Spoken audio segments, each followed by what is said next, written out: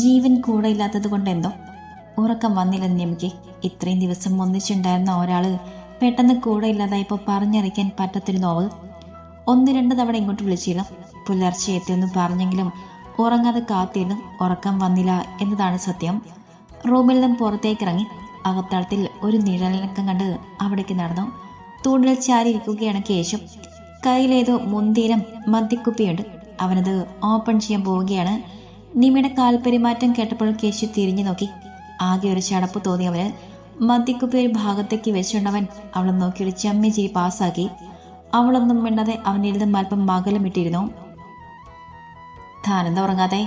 ഓ, അവൻ വരാത്തോണ്ടാണോ? അതിന് മറുപടി അവളൊന്ന് ചിരിച്ചതേയുള്ളൂ. അല്പസമയം അവർക്കിടയിൽ മൗനം താളം കെട്ടി നിന്നു. ഏതേതോ ചിന്തകളിലായിരുന്നു അവർ ഇരുവരും. നിങ്ങൾ നാളെ തന്നെ തിരിച്ചു പോകുന്നുണ്ടോ? മൗനം വെടിഞ്ഞുകൊണ്ട് കേശു ചോദിച്ചു. പോണം. ജീവേട്ടന് എന്തൊക്കെയോ തിരക്കുകളുണ്ടെന്ന് പറയുന്നത് കേട്ടു, അതുകൊണ്ട്. നിമേ, താൻ എന്നെ ഇതുവരെയും ഒന്ന് വിളിച്ച് കേട്ടിട്ടില്ല. കുഞ്ഞൊരു പരിഭവത്തോടെയാണ് അവനെന്ന് പറഞ്ഞത്. താൻ ജീവേട്ടനെന്ന് പറഞ്ഞു കേട്ടതുകൊണ്ടാവാം ഇപ്പോൾ ഈ പരിഭവം പറച്ചിൽ. അവൾ മനസ്സിലോർത്തു. പിന്നെ ഒരു ചിരിയോടെ പറഞ്ഞു തുടങ്ങി. തുടക്കം നന്നായി ഒടുക്കവും നന്നാകുന്നു കേട്ടിട്ടില്ലേ? നമ്മുടെ ജീവിതത്തിൽ സംഭവിച്ചതും അതാണ്. തുടക്കം മുതലേ പിഴച്ചു. അവൾ പറഞ്ഞു വരുന്നത് തന്റെ ചോദ്യത്തിനുള്ള മറുപടിയല്ലോ എന്ന ഭാവത്തോടെ അവൻ അവളെ ഒന്ന് നോക്കി. അവൾ അതേ ചിരിയോടെ തന്നെ വീണ്ടും പറഞ്ഞു തുടങ്ങി.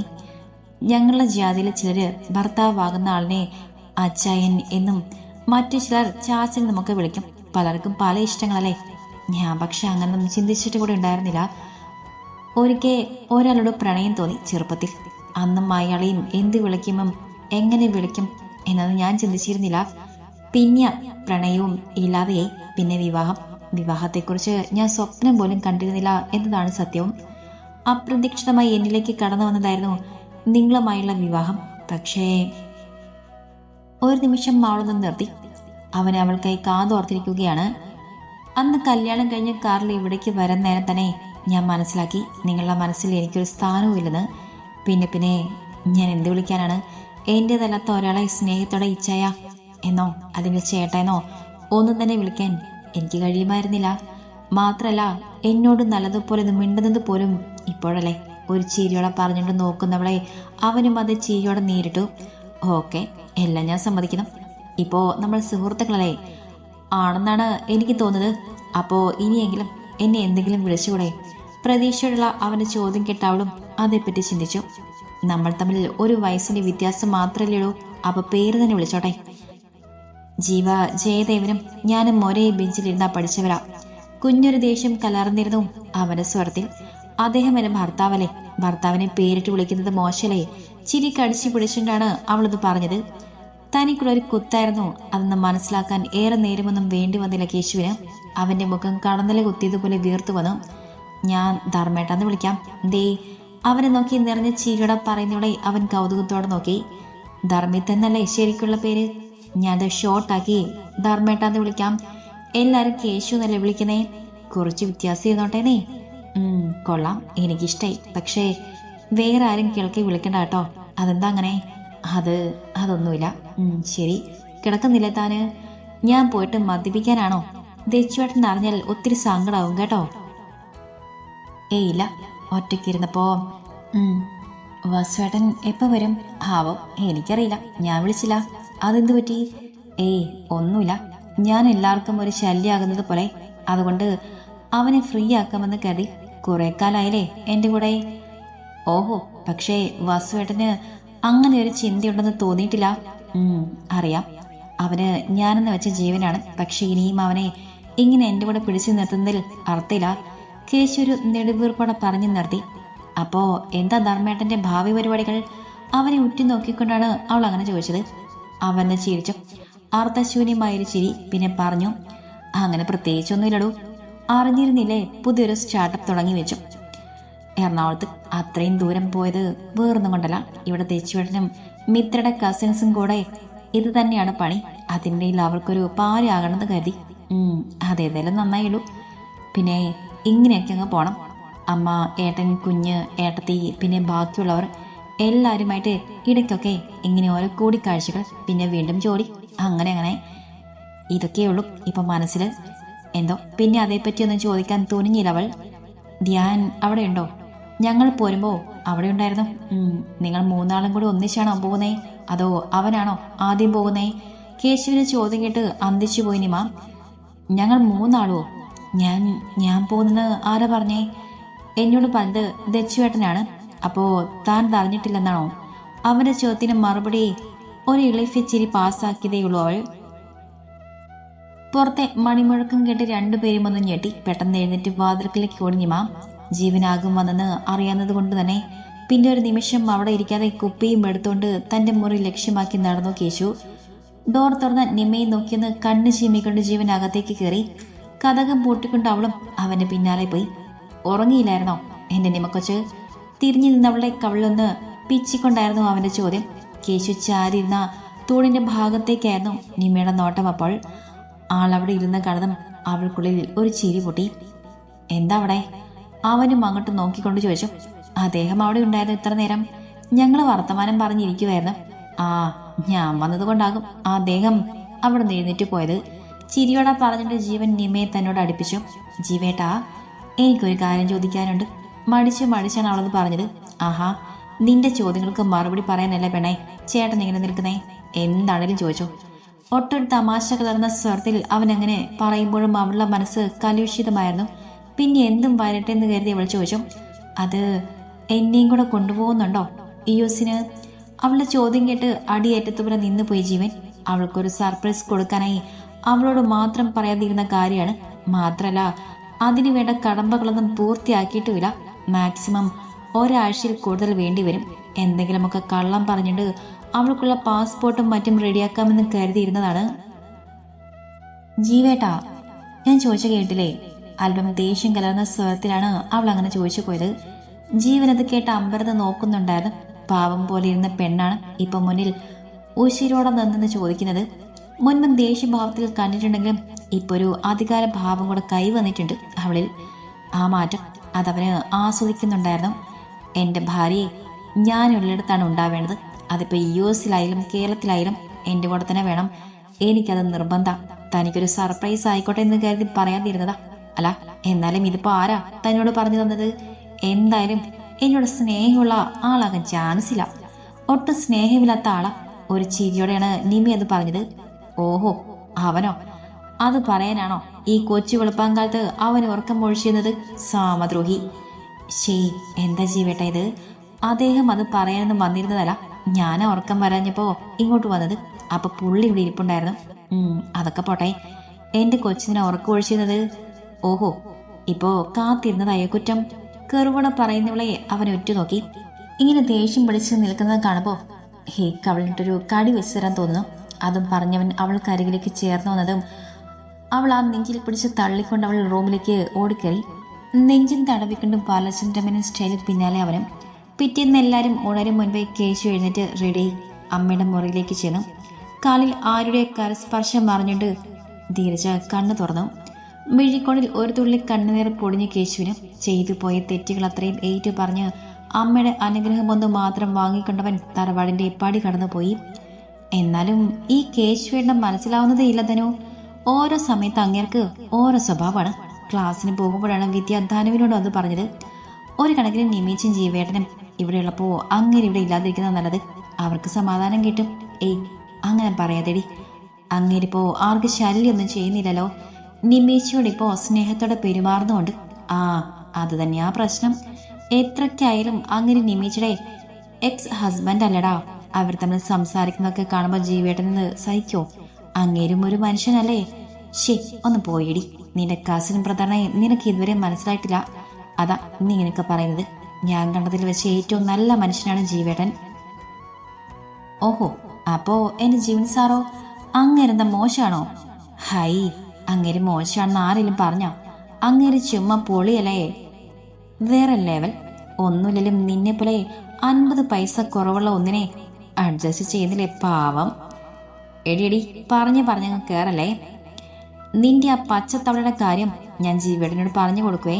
പൊന്നു മോളെ ചതിക്കരുത് പ്ലീസ്. അങ്ങനെ വഴിക്ക് വാ. അല്ല എന്തായി, അവൻ പറഞ്ഞോ? അതൊക്കെ ഇന്നലെ രാത്രി തന്നെ സെറ്റ് മോളെ.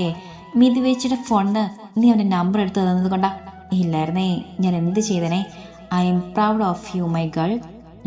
സ്മരണ ഉണ്ടായാൽ മതി. ഹൂവ് ഉവ്. അങ്ങനെ ഓരോന്നും പറഞ്ഞുകൊണ്ടവർ ക്ലാസ്സിലേക്ക് കയറി. നമുക്ക് നാളെ പോയപ്പോരെ ജീവേട്ടാ? പോകാനുള്ള ഒരുക്കത്തിനിടയിൽ നീം എങ്ങനെ ചോദിക്കുമ്പോൾ അതിശയത്തോടെ നോക്കുന്നുണ്ടായിരുന്നു ജീവൻ അവളെ. കയ്യിൽ കെട്ടാനെടുത്ത വാച്ച് തിരികെ ടേബിളിന് പുറത്തേക്ക് തന്നെ വെച്ചുകൊണ്ടവൻ അവൾക്കരികിലേക്ക് നടന്നെടുത്തു. അവൻ അടുത്തെത്തുമ്പോഴേക്കും അവൾ രണ്ടടി പിന്നോട്ട് വെച്ചിരുന്നു. എന്താടാ, എന്തു പറ്റി? മുഖമൊക്കെ വല്ലാണ്ടിരിക്കുന്നുണ്ടല്ലോ. ചോദ്യത്തോടൊപ്പം അവളെ കവളിൽ തൊടാനായി നീണ്ടിരുന്നു അവൻ്റെ കൈകളും. തൊടല്ലേ, എനിക്ക് പീരിയഡ്സായി. കണ്ണു നിറച്ച് പറയുന്നവളെ ഒറ്റ നോക്കിയിരുന്നു അവൻ. ഹേയ്, എന്തിനിപ്പോൾ കണ്ണു നിറയ്ക്കണേ? അതിന് മാത്രം ഒന്നും ഉണ്ടായിട്ടില്ല. യാത്ര ചെയ്യാൻ വൈകിൽ നമുക്ക് 2 ദിവസം കഴിഞ്ഞ് പോയാൽ മതി, ഒരു പ്രശ്നമില്ല. അപ്പോൾ ഇന്നലെ പറഞ്ഞതോ? പോയിട്ട് കുറേ കാര്യങ്ങൾ ചെയ്തു തീർക്കാനുണ്ടെന്ന്. അതൊക്കെയുണ്ട്, തൽക്കാലം മാറ്റി വയ്ക്കുന്നു. പിന്നെ ധ്യാനം ഉണ്ടല്ലോ അവിടെ, കുറച്ചൊക്കെ അവനും ഡീൽ ചെയ്യും. അന്നൊരിക്കൽ ഹോസ്പിറ്റലിന് തീ പിടിച്ചത് ഓർമ്മയില്ലേ? അത് വീണ്ടും പുതുക്കി പണിയാൻ തുടങ്ങണം. നമ്മുടെ കല്യാണം പ്രമാണിച്ച് നീട്ടിവെച്ചതായിരുന്നു. അപ്പം നാട്ടിൽ തന്നെ തുടർന്നോടെ? അല്പം പരിഭവം കലർന്നിരുന്നു അവളുടെ വാക്കുകളിൽ. അതിനിനി സമയമുണ്ടല്ലോ. എനിക്ക് കുറച്ചുകൂടെ പഠിക്കാനുണ്ട് ഡിയർ. അതിന് ഇവിടെ നിന്നാ പറ്റില്ല. ഇനിയും പഠിക്കാനോ? അതൊക്കെയുണ്ട്. എനിക്കും പഠിക്കണം, ജോലി വാങ്ങണം. ഇതൊക്കെ എൻ്റെയും ആഗ്രഹങ്ങളാണ്. കയറുകൂടെ പറയുന്നവളെ അവൻ വലിച്ചു തന്നെ നെഞ്ചോട് ചേർത്ത്. അയ്യോ, ഇതെന്തേ ചെയ്യുന്നേ? എന്നെ തൊടാൻ പാടില്ലെന്ന് അറിയില്ലേ? എൻ്റെ കൊച്ചെ, അതൊക്കെ ഓരോ അന്ധവിശ്വാസങ്ങളല്ലേ. എന്നാലും നിമേ, നീ എൻ്റെ സ്വന്തമല്ലേ. അപ്പോൾ നീ ഏതവസ്ഥയിലായിരുന്നാലും എനിക്ക് നിന്നെ ഇങ്ങനെ ചേർത്ത് പിടിച്ച് പറയുന്നതിനോടൊപ്പം അവൻ്റെ മുഖം അവളുടെ കവളിലേക്ക് ചാഞ്ഞു വരുന്നുണ്ടായിരുന്നു. ഈ കവളിലിങ്ങനെ മെല്ലെ കടിച്ച്. കടിക്കില്ല ജീവേട്ടാ പറഞ്ഞുകൊണ്ട് അവനെ തള്ളി മാറ്റാൻ ശ്രമിക്കുന്നുണ്ടായിരുന്നു അവൾ. അവർക്കുള്ള ചായമായി അവിടേക്ക് വന്ന ജാനു നിമ്മയുടെ ഒച്ച കേട്ട് തിരിഞ്ഞു പോകാനായി തുടങ്ങും മുന്നേ ജീവൻ അവളെ കണ്ടിരുന്നു. പെട്ടെന്നവൻ നിമ്മയിലുള്ള പിടിവിട്ട് നല്ല കുട്ടിയായി. ചായ തന്നിട്ട് പോ ജാനുസേ, അവനിത്തിരി ഉറക്കെ വിളിച്ചു പറഞ്ഞു. അത് കേട്ട് ജാനു ചായയുമായി അവർക്കരികിലേക്ക് നടന്നെടുത്തു. നിമ്മ നാണം കെട്ടുകൊണ്ട് വാതിലും മറവിലേക്ക് ഒളിച്ചു നിന്നു. വസുവേട്ടൻ, നിങ്ങളത് എന്തോന്ന്? ഒരു പെണ്ണ് റിജക്റ്റ് ചെയ്യുന്ന കരുതി ഇങ്ങനെ ഷോക്ക് അടിച്ച് നടക്കണോ? ഏയ്, അങ്ങനെയൊന്നുമില്ല. ഞാൻ വെറുതെ ഇവിടെ വന്നിരുന്നേ ഉള്ളൂ. എനിക്ക് ഷോക്കൊന്നുമില്ല കുഞ്ഞേ. ആദ്യം മുഖം കണ്ടാലും പറയും. വിധി ചിരിയോടെ പറയുമ്പോൾ വസുവിലേക്ക് ചിരി പടർന്നിരുന്നു. തിരുവനന്തപുരത്തേക്കൊന്ന് വിളിച്ചാലോ? കൊച്ചിൻ കനീഫ സ്റ്റൈൽ പറഞ്ഞുകൊണ്ട് ധനു അവിടേക്ക് വന്നു. തിരുവനന്തപുരം അല്ല മോളെ, എറണാകുളം. എറണാകുളത്തേക്കാണ് വിളിക്കേണ്ടത്. വിധി തിരുത്തി. നമ്മൾ വിളിച്ചാൽ വലതും നടക്കുമോ? വലതൊക്കെ നടക്കും. പട്ടിക്ക് പെടും, ചാമ്പൽ പറക്കും. ഹൈ, ഇത്രയും കൾച്ചറലസ് ആയിട്ടുള്ള ഡയലോഗ് ഡെലിവറി ഇവിടെ അടുത്തുനിന്ന് മാത്രം പ്രതീക്ഷിച്ചാൽ മതി. എങ്ങനെ സാധിക്കുന്നടേ? രണ്ടാളെയും ചെളിവർത്തമാനമൊക്കെ കേട്ട് വസു പഴയ മോഡിലേക്ക് വരുന്നുണ്ടായിരുന്നു. എങ്കിൽ കൂടി ഇടയ്ക്കൊക്കെ അവൻ്റെ മനസ്സിൽ മധുമിത കടന്നു വരും. ജീവേട്ടാ, ഒന്നിങ്ങി വന്നേ. ബാത്റൂമിൽ നിന്ന് മോച്ചത്തിലുള്ള നിമ്മയുടെ വിളി കേട്ട് ലാപ്ടോപ്പുമായി ബെഡിലിരുന്ന ജീവൻ അത് ബെഡിൽ വെച്ചിട്ട് അവിടേക്ക് ചെന്നു. എന്താ കൊച്ചേ? ജീവേട്ടൻ പുറംതേച്ച് തരണോ? കളിയോടെ അവൻ അങ്ങനെ ചോദിക്കുമ്പോൾ നിമ്മയുടെ അപ്പോഴത്തെ മുഖഭാവം അവൻ ഭാവനയിൽ കാണുന്നുണ്ടായിരുന്നു. ഒന്ന് പോയി ജീവേട്ടാ, ഞാൻ ഇടാനെടുത്ത ടോപ്പ് വെള്ളത്തിൽ വീണ്. അലമാരിൽ നിന്ന് വേർന്നെടുത്ത് തരാമോ? എടുത്തു തരാം. വിഷാദ സ്വരത്തിൽ അതും പറഞ്ഞിട്ട് തിരികെ നടന്ന ജീവൻ അവന്റെ പറച്ചിൽ കേട്ട് അകത്തുനിന്ന് ചിരിക്കുന്നുണ്ടായിരുന്നു നിമ. അലമാര തുറന്ന് തനിക്ക് ഏറ്റവും ഇഷ്ടമുള്ള പച്ച നിറത്തിലുള്ള ഒരു ടോപ്പ് കയ്യിലെടുത്ത ജീവൻ എന്നിട്ട് അതുമായി ബാത്റൂമിന്റെ ഡോറിൽ പോയി മുട്ടി. വല്ലാത്തൊരു ജാളതയുടെ ബാത്റൂമിന്റെ വാതിൽ അല്പം തുറന്നുകൊണ്ട് പുറത്തേക്ക് കൈ ഞെട്ടി നിമ. ഒരു ചീറ്റയുടെ ജീവൻ ആ കയ്യിൽ കടന്നു പിടിച്ചു. ഏയ്, വിട് ജീവേട്ടാ. നിമിയ പിടി വിടുവിക്കാൻ ശ്രമിച്ചുകൊണ്ട് പറഞ്ഞു. ഒരു കള്ളച്ചിരിയുടെ ജീവൻ അവളുടെ കയ്യിലേക്ക് ചുരിദാർ ടോപ്പ് വെച്ചു കൊടുത്തു. എന്നിട്ട് തിരികെ നടന്നു. നിമ വാതിലടച്ചു. ഇരുവരിലും ഒരു പുഞ്ചിരി തത്തിക്കളിച്ചു. ആ നേരം ജീവൻ സാറിനെ കണ്ടില്ലല്ലോ. ഇനിയിപ്പോ വരാതിരിക്കോ? ഇങ്ങനെ ചങ്കിൽ കുത്തം വർത്തമാനൊന്നും പറയില്ല വിദ്യയെ. ഒന്ന് കണ്ടിട്ട് ആശ ഒന്നായി. പിന്നെ ഞാൻ എൻ്റെ കൊച്ചിനെ ആകെ കണ്ടത് വീഡിയോ കോളിൽ മാത്രം. അതും പാതിരാത്രിക്ക് ഉറക്കം തോന്നിയിരിക്കുമ്പോ. അതെന്താടി അങ്ങനെ? അത് പിന്നെ അവർ ജോലിയൊക്കെ ഒതുങ്ങി വരുമ്പോ നേരകം. ജോലിയോ? ആടി, അവിടെ വീട്ടിൽ 5-6 പശുക്കളുണ്ട്. അതിൻ്റെയൊക്കെ കാര്യം നോക്കുന്നത് അവനാ. പിന്നെ +1 ട്യൂഷനൊക്കെ തുടങ്ങിയല്ലോ. ഒത്തിരി പഠിക്കാനും കാണും. പാവം, കഷ്ടം. അതിനിടയ്ക്ക് നിന്നെ കൊഞ്ചിക്കാനും നേരം കണ്ടെത്തണം. അയ്യേ, അതിനാരെന്നെ കൊഞ്ചിക്കുന്നു? പണ്ടാരക്കാലൻ. ഞാൻ പാട്ട് പാടി കൊടുത്താലേ ഇപ്പോൾ ചാച്ചി ഉറങ്ങുന്നുള്ളൂ. നിനക്കത് തന്നെ വേണം. വഴി പോയ പച്ചക്കണനെടുത്ത് തോളിൽ വെച്ചാൽ ഇങ്ങനെ ഇരിക്കും. എടി, അത് ഒറിജിനൽ അല്ലടി, ലെൻസായിരുന്നു. അവൻ്റെ ശരിക്കുള്ള കണ്ണ് കണ്ടാൽ കാക്ക വെള്ളം കുടിക്കൂല. എൻ്റെ വിദ്യയെ നിന്നൊന്നും പറഞ്ഞിട്ട് കാര്യമില്ല. പിന്നെ കണ്ണ് പച്ചയോ കറുപ്പോ എന്തോ ആയിക്കോട്ടെ, നിന്നോട് സ്നേഹമുണ്ടല്ലോ. ആ അതുണ്ട്. ആ അത് മതി. താനും മിക്കവാറും വസുവേട്ടൻ്റെ കാര്യത്തിൽ ഇന്ന് എന്തെങ്കിലും ഒരു പുരോഗതി ഉണ്ടാകുമോ എന്ന് തോന്നുന്നു. അതെന്താടാ? നീ അങ്ങോട്ട് നോക്കിക്കേ, ആരാ വരുന്നേന്ന്? High, മധുവേച്ചിയുടെ family. അയ്യോടാ, പക്ഷേ നിന്റെ ചെക്കനില്ലല്ലോ. വാ, നമുക്ക് അങ്ങോട്ട് പോവാം. ഓ പിന്നെ നീ ഇവിടെ ഇരിക്കുവേണേ, അവരോടി പോകത്തൊന്നുമില്ല. ആ പിന്നെ അവൻ്റെ വീട് കുറച്ച് ദൂരെ, പിന്നെ ഇവരുമായി അത്ര അടുപ്പമൊന്നുമില്ല. മധുചേച്ചിയുമായി മാത്രമേ അവന് കമ്പനിയോടും. ഓ അങ്ങനെ. എടാ, നമ്മുടെ കുശുമൻ കേശു ഏട്ടനെ പറ്റി ഒരറിവില്ലല്ലോ. ഇന്ന് അങ്ങേര് വരുമെന്ന് എൻ്റെ മനസ്സ് പറയുന്നു. അതെന്താ? ഇന്ന് അമ്മയുടെ പിറന്നാളല്ലേ, അപ്പൊ വരാതിരിക്കോ? എൻ്റെ പൊന്നു ധനോ, നിനക്ക് ഇതുവരെയും അങ്ങനെ മനസ്സിലായില്ലേ? ഞാൻ കണ്ടതിൽ വെച്ച് ഏറ്റവും പറഞ്ഞാൽ കൂടി പോകും, അതുകൊണ്ട് ഞാനൊന്നും പറയുന്നില്ല. എന്നാലും സ്വന്തം അമ്മയുടെ പിറന്നാളിലും വരാതിരിക്കോ? ആ നീ ഇതും ആലോചിച്ച് തല പൊണ്ണാക്കിക്കൊണ്ട് ഇവിടെ ഇടും. ഞാൻ പോയി പായസം എന്തോന്ന് നോക്കട്ടെ. പാലടയാണോടി? അല്ല, നിമേജ് സ്പെഷ്യൽ പിങ്ക് സേമിയ. വാവ്, പോളി. പക്ഷേ ജിവിനി സാറ് വന്നില്ലെങ്കിൽ ഒന്നും കഴിക്കാൻ കൂടി തോന്നില്ല എനിക്ക്. ഓ വേ, ഇതൊക്കെ എത്ര കേട്ടതാ. എടാ ശരിക്കും എനിക്കങ്ങനെ കണം കൊത്തിയാകുന്നു. എത്ര ദിവസമായിരുന്നു കണ്ടിട്ടോ മിനിറ്റിട്ടോ? ആരുടെയെങ്കിലും ഫോൺ എടുത്ത് വിളിക്കാറുണ്ടല്ലോ നിനക്ക്. അതൊന്നും ചെയ്യാതെ ഇരുന്നിട്ട് ഇരുന്ന് സങ്കടപ്പെടുത്തും. അതൊന്നും സാറിന് ഇഷ്ടമല്ലടാ, ഒരു പ്രത്യേക തരം സ്വഭാവമാണ്. ആ അതെനിക്ക് ആദ്യമേ മനസ്സിലായതാ. നീ തന്നെ തിരഞ്ഞെടുത്തതല്ലേ. അപ്പം മോൾ ഒറ്റയ്ക്കിരുന്ന് സങ്കടപ്പെട്ടു. ഞാൻ പോയി പായസത്തിന് മധുരം പാകാണെന്ന് നോക്കിയിട്ട് വരാം. അതും പറഞ്ഞിട്ട് വിദ്യ എഴുന്നേറ്റ് പോയി. ജിബിൻ വരുന്ന പ്രതീക്ഷയോട് ധനു അവിടെ തന്നെ ഇരുന്നു. ഈ കാത്തിരിപ്പിന് വല്ലാത്തൊരു സുഖമുണ്ട്, പറഞ്ഞറിയിക്കാൻ കഴിയാത്തൊരു സുഖം. കണ്ണകന്നാൽ മനസ്സകന്നു എന്ന് പറയുന്നത് വെറുതെയായിരുന്നു. കാത്തിരിക്കുമ്പോഴാണ് സ്നേഹം കൂടുന്നത്. ഒന്ന് കാണാൻ വേണ്ടി ഉള്ളു തൂടി കൊട്ടുന്നു.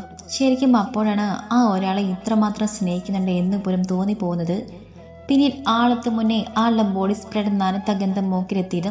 തിരിഞ്ഞു നോക്കിയ ധനുവിന്റെ കണ്ണുകളിൽ ഒരു നീർത്തിളക്കമുണ്ടായി. അത് പെട്ടെന്ന് തന്നെ മിഴികളെ തഴുകി പുറത്തേക്ക് ഒഴുകാൻ വെമ്പി നിന്നു. ഏയ്, ഇതെന്തിനിപ്പോ ഈ കണ്ണിങ്ങനെ നിറയ്ക്കുന്നേ? ആരെങ്കിലും കാണും. താനി കണ്ണം തുടക്കി. പെട്ടെന്ന് പുറം കയ്യിൽ മിഴി തുടച്ചുകൊണ്ട് അവിടുന്ന് ചിരിച്ചു. എല്ലാവരും എത്തിയോ? കേശുവേട്ടൻ ഒഴികെ എല്ലാവരും എത്തിയിട്ടുണ്ട്. എന്നിട്ട് എൻ്റെ കുഞ്ഞു മാത്രം എന്താ ഇവിടെ ഇങ്ങനെ തനിച്ച്? ഞാൻ കാത്തിരുന്നതാണെന്ന് മനസ്സിലായില്ലേ സാറിന്? ഉവ്വല്ലോ. എന്നാലും എൻ്റെ കുഞ്ഞിൻ്റെ വായിന്ന് കേൾക്കാനൊരു മോഹം. എത്ര ദിവസമായെന്നറിയോ ശബ്ദമെങ്കിലും ഒന്ന് കേട്ടിട്ട്? ആരുടെയും ഫോണിൽ നിന്നൊന്നും വിളിക്കാൻ കൂടി സമ്മതിക്കുകയില്ല. ഇങ്ങനെയൊരു കാമുകൻ ലോകത്ത് ആർക്കും ഉണ്ടാകില്ല. അവളുടെ പറച്ചിൽ കേട്ട് ജീവനൊന്ന് ചിരിച്ചു. എൻ്റെ പൊന്നുമോളെ, എനിക്ക് നിന്നെ യാതൊരു കേടുപാടും കൂടാതെ തന്നെ സ്വന്തമാക്കണമെന്ന് ആഗ്രഹം. ഇപ്പോഴേ നിന്റെ വീട്ടുകാരൊക്കെ അറിഞ്ഞിട്ട് നിന്നെ എടുത്തിട്ട് തല്ലി എന്നെ വന്ന് ഭീഷണിപ്പെടുത്തി. അതൊന്നും ആലോചിക്കാനേ വയ്യ. ഓ, അപ്പൊ കുറെ കാലം കഴിഞ്ഞാൽ ഇതൊന്നും ഉണ്ടാവില്ലെന്നാണോ? ഉറപ്പൊന്നും പറയുന്നില്ല. എന്നാലും ഇപ്പോൾ അറിഞ്ഞാൽ ഉണ്ടാകുന്ന അത്രയും പ്രശ്നം അന്നുണ്ടാവില്ല. അതുകൊണ്ട് എൻ്റെ കുഞ്ഞ് നല്ലതുപോലെ പഠിക്കാൻ നോക്ക്. അത് പറഞ്ഞപ്പോഴാ, എന്താ ഭാവി പരിപാടി?